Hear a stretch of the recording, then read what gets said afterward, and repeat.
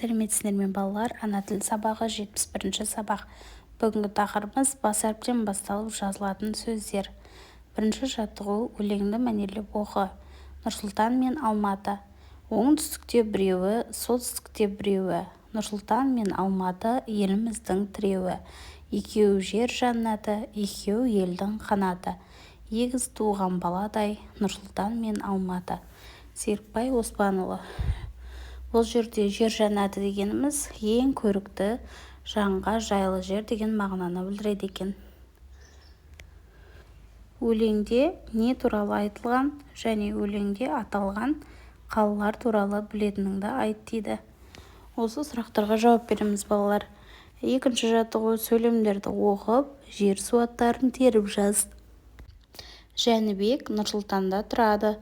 Нұрсұлтан қаласы Есіл өзенінің бойында орналасқан. Ол демалыста Атырауға барды. Жайық өзені қаланы екіге бөліп тұр. Адамдар өзеннен көпір арқылы өтеді. Бұл жерде жер су аттары Нұрсұлтан, Есіл, Атырау, Жайық деген сөздер бар екен. Жер су аттарының қалай жазылғанын айт дейді. Жер су аттары бас әріппен жазылып тұр екен балалар. Үшінші жаттығу: берілген сөздердің ішінен қала аттарын теріп айт дейді. Қарағанды, Тараз, Семей және Ақтау.